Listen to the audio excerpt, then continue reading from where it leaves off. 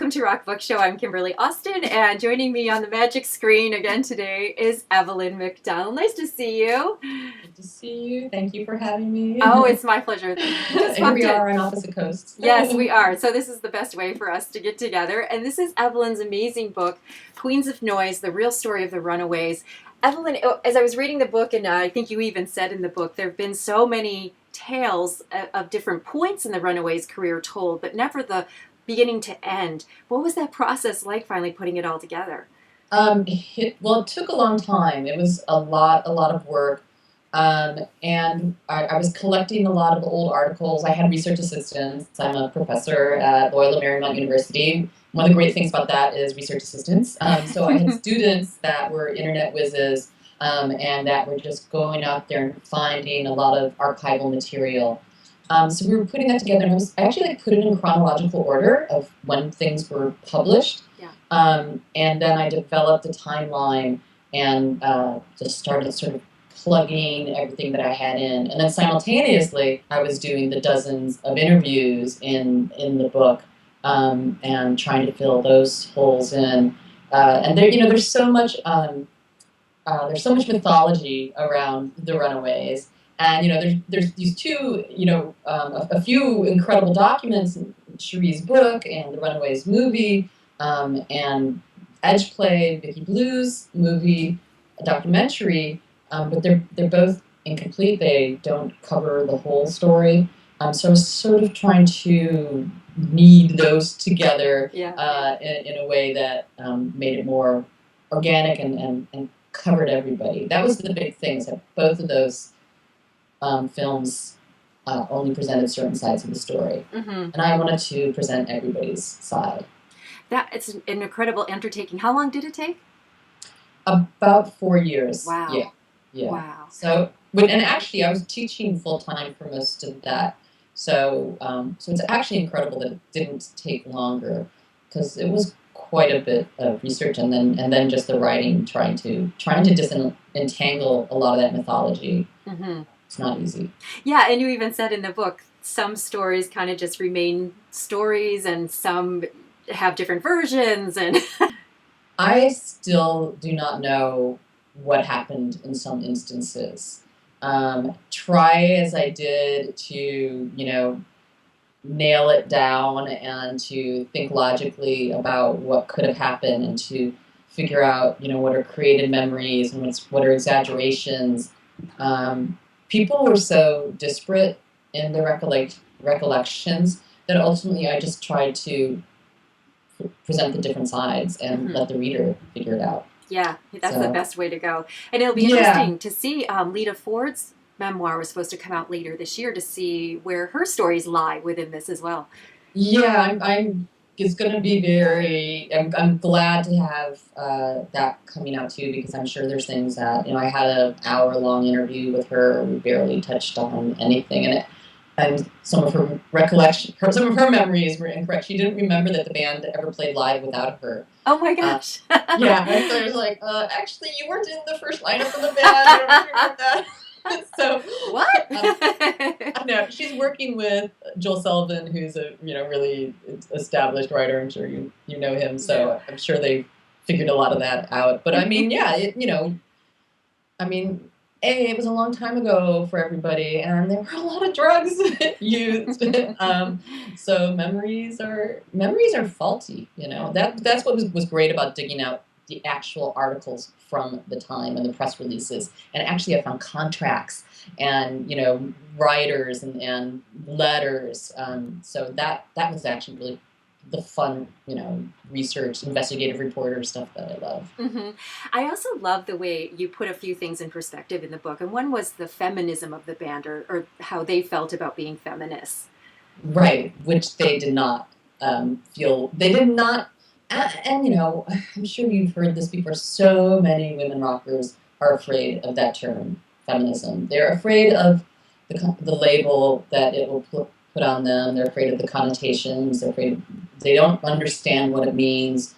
They've maybe been criticized by other feminists, which certainly happened with the Runaways. Certainly other women felt that they were a bane to feminism. So they reacted against that. But on the other hand, they were all about girl power. Right. They were completely the first girl power band. They were teenage girls, and they, were working together, and they wanted to do what the boys did, and they wanted to do it on their own terms, and they wanted to control their own sexuality, but not hide it either. So they didn't like the word, but they certainly acted in those ways. And subsequently, Joan has been one of the leading rockers to completely embrace feminist causes. Even she still has problems with the word, but clearly not with the ideas. Yeah. And of course, Susie Quatro was one of their big influences, but also their influences were men. So it's really interesting to think about how they filtered that sexuality through their feminine sexuality. Absolutely. I mean, and really so many of their antecedents were the New York Dolls or T-Rex or Led Zeppelin or Deep Purple and then Sandy's case or David Bowie. You can almost, graph David Bowie's moves onto Cherie Currie's moves Right. in a lot of ways. And, which isn't that surprising. That's what was big when they were growing up, and they probably weren't so interested. They were more rocky girls. They weren't maybe interested in more of the folk rock. Not saying they didn't like Joni Mitchell, but that wasn't their scene. Yeah. And it's interesting, too, that your book, again, reminds you got to put this in perspective of what was going on in the times then and where they were in off Sunset Strip and in California. Right. It was a very loose time in terms of sexuality, in terms of experimentation and morality and the drugs and people running around. And, yes, in some ways, some of that is horrific, and probably some borders were crossed even around the Runaways and in their lives. But, it was also a period of great freedom for young women. And, I think these women are really glad that they found a place where they could be themselves. And, some of them, were gay or bisexual. And it was like the Village in New York or Miami Beach or San Francisco. The West Hollywood was also a place. It was a form of bohemia, and it was a place where there was a lot of drag queens running around, and where you could play with gender. Yeah. So that there was good and bad sides to that sexual liberation. Yeah, and that's another thing you mentioned in the book was as bad as Kim Fowley is to a lot of people, Scott Anderson was really taking advantage of the situation. Right, and Scott is the one of the key people I couldn't find for the book. Doesn't exactly have an uncommon name. So yeah, that's a tough one. It was hard to Google search him, although I tried. But there's quite a few Scott Andersons, and I have no idea if he's in this country or nobody. He just seems to have vanished without trace. People speculate whether he was still alive. I think we would know if he wasn't, and I wish I would have liked to have heard his point of view. I have to say, nobody seems to be in touch with him because nobody seemed to have liked him very much. And, certainly in Cherie's book, she paints a very negative portrayal of him. I mean, he was an older man who got her pregnant and left. Mm-hmm. Yeah. And I also like the way that you said this about Kim Fowley. Kim Fowley is an appalling character, but the appall is part of his appeal. Yeah, he's the bad guy to the hilt. He's the son of Hollywood, minor actors. He, knows what it is to play a character. He wants to be well known. He wants to be maybe well respected. But he's certainly not out there to be a saint. Mm.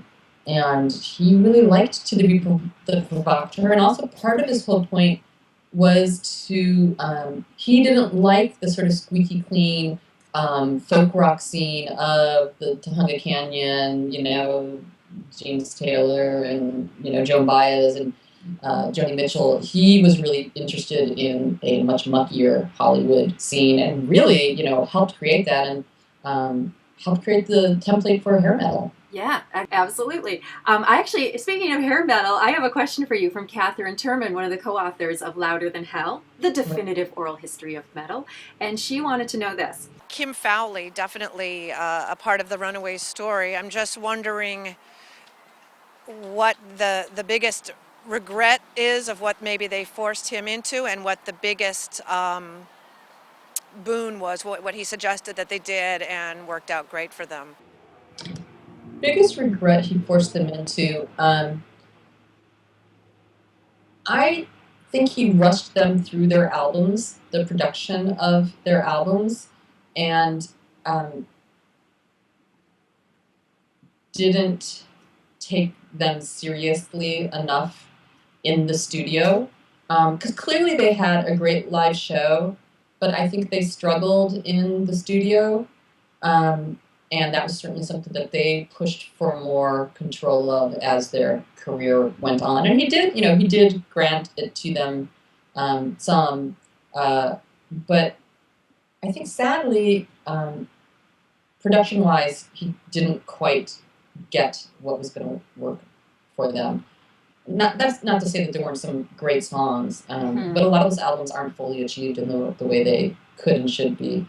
And the one that probably most fully achieved is the Live in Japan, which Kim is the one he wasn't in the studio for. He wasn't there. He wasn't in Japan. So there you go. He wasn't there for the mixing. So, Kim is the person who really said, I want to put together an all-girl group. And he did find these girls, and he did put them out there, and he didn't put them out there in little dresses, singing in sweet little harmonies. He put them out there to kick butt. I mean, and I love that about the Runaways. And I think that he did really support and encourage them to be aggressive and to be assertive, and to not be little wimps on the stage. And so God bless him for that. Yeah. They had it in them, and he fanned the fires of that. Yeah, absolutely. It was interesting too, again, to read in your book. It's a really good book, you guys. What can I say? Thank you. You're so welcome. That a year after they broke up is when MTV started, and to think about where they would have gone, because they didn't really have any chart success. No, they had basically no chart success, very little radio play in the United States, huge in Japan, very popular in some countries of Europe, very popular in Australia, got a lot of press in the United States, toured with the Ramones, toured Japan and Europe, commanded pretty decent figure. It was a co-headlining tour with the Ramones in 1977. America, first of all, America wasn't catching on to punk rock in general back then. People didn't care that much more about the Ramones than they cared about the Runaways, even at that point. We forget, we were slow to embrace all that. And they were pioneers of punk rock. Yeah. And MTV did help, they called it New Wave by then. But yeah, Chucky Starr, the DJ who was one of the sort of mascots of the West Hollywood scene, a very flamboyant, gay, groupie figure, he always says, I don't think we would have had New Wave without the Runaways. He was, someone who really played their songs and tried to support them, and later broke the Go-Go's and other bands. When you see what happened with the Go-Go's or with the Bangles, or with the whole hair metal scene, or with Joan Jett and Lita Ford as individual artists, you really have to wonder what would have happened if the Runaways had just a couple of years later managed to survive, or if MTV had started just a couple of years before. Yeah. Because you watch those video clips of them, which, thank God for YouTube, you can find, and they were amazing. Yeah. That live, Cherie Curry just would have been, forget it. Just forget it. Absolutely. So then ultimately, does a reunion even matter at this point for the Runaways? I don't think it does. Of course I'd love, hey, it would be great for my book if there were Runaways. Like to say, yeah, go out there, girls, let's get over this. And I would like them to all figure out how to get along a little better. But I just worry that it would feel really forced and really phony, and uncomfortable. And if there's so much tension being created about the idea of doing it, then how is it ever going to work? It's been, 30-some years, and they haven't figured out how to agree on anything. So how are they going to go out on stage right. every night and not just be doing it, and not make it and I haven't seen that they're just doing it for the money. Yeah. So, maybe what went off, hey, let's get them inducted into the Hall of Fame and have them perform there, and something like that. But, I think I think they need to do their own thing, which is what they're all doing now. And it's really amazing that they're all, Joan and Cherie and Lita are all out there getting their solo careers going. And they should just support each other in that for now. And Lita and Cherie just recorded a song together. That's right. I read about that. Yeah. So that's great, Yeah. Unfortunately, there's a rift between Joan and Cherie now, so it's... Yeah. And that's what I was going to ask you. Who's talking to who at this point?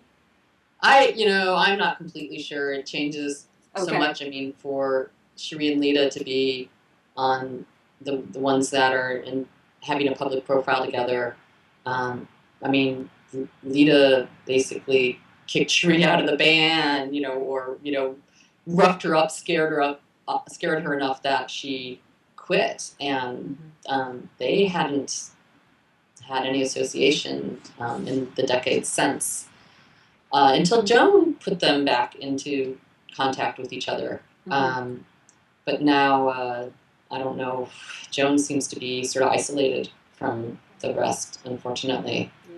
And, ironically, Vicky and Jackie are really good friends, and they were never in the band together. Maybe that's why. Well, I think they had a shared experience, a sort of shared traumatic experience that they could talk about. Nobody else knew what they had gone through quite like they did. So, sometimes when you go through an experience like that with 16-year-old girls who, as Joan says in the book, it's going to be drama, it's hard to forgive that later on down the road and think, oh, people may have grown up and changed because it was just so passionate at that moment.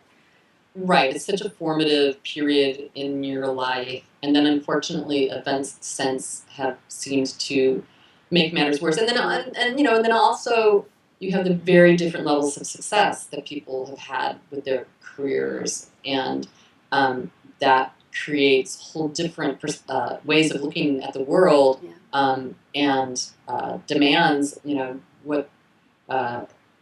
How things are going to reflect upon Joan is very different from how they're going to reflect upon Jackie. Or